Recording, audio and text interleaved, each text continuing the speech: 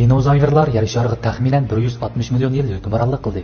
Undaqda aqliy madaniyatga ega bo'lgan insonlar dinozavrlardan olqib yer shariga texim uzun vaqt hukmronlik qila olamdi yo'q. Balkim bu intayin tas bo'lishi mumkin. Garchi insonlar bugun allaqachon yer shari yemaklik zanjirining yuqori pallasida tura olgan bo'lsin, lekin insoniyat madaniyatiga nisbatan aytganda insonlarni halok qila oladigan narsalar haqiqatan intayin ko'p. Oldi bilan olamdan keladigan ofat. Masalan, biz biladigan meteorit, quyosh bo'roni hamda yiroq olamdan kelgan gamma nuri qatorliqlar.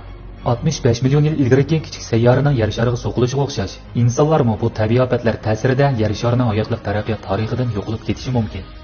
Yer sharining ilgari 5 qitimliq cho'ng yo'qolish voqeasiga asoslanganda yer sharidagi yo'qolish voqealari davriylik qonuniyatga ega. Oldingi qitimliq cho'ng yo'qolishdan allaqachon 65 million yildan ko'p vaqt o'tib ketdi. Shunga keyingi qitimliq cho'ng yo'qolish yetib kelandi yo'q. Biz insonlar 6-chi qitimliq cho'ng yo'qolish voqeasini boshdan kechiramlik yo'q. Buning javobini biz faraz qilishga amalsiz.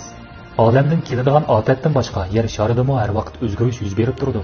Masalan, yer sharining magnit maydoni, atmosfera temperaturasi, muzliqlarning erishi qatorliqlarning hammasi yer shari muhitida g'oyat zo'r o'zgarish hosil qila olishi.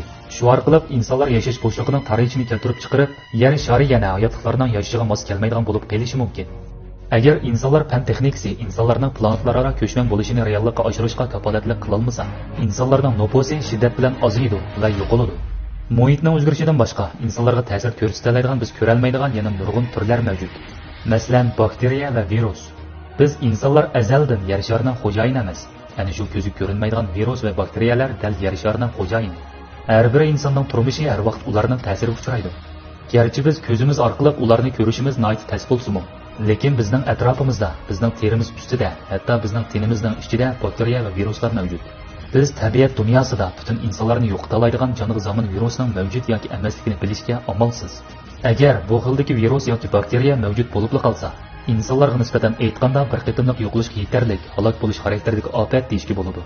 Albatta bu omillardan boshqa insonlarning faoliyatlari, hatto fan texnikaning taraqqiyoti hammasi yer sharining ekologiyasiga nisbatan buzg'unchilik paydo qila oladi. İnsanlarning fan texnik saviyasining yuqori ko'tarilishiga ergishib, insonlar yasagan qurollarmi borgancha ilg'orlashidi, tahdidmi borgancha cho'ngaydi. Shu sababdan insonlar balkim o'zi tarafidan halok bo'lib, urush tufayli yo'qolishi mumkin. Shunga, agar biz dinozavrlardan eshib, yer sharidan 700 million yil ko'payishni o'ylasak, bu bir intayin tas ish. İnsanlarning yo'qolishini keltirib chiqara oladigan omillar haqiqatan intayin ko'p. Jonliqlar yo'qolishidan qochib qutuladigan birdan-bir amal bo'lsa, dal planetlararo ko'chman bo'lishni reallikka oshirish, insonlarni haqiqiy ma'nodagi planetlar qavmiga aylantirish.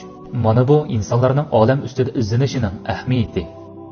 Bo'ldi, bu qatimliq mazmun oxirlashdi.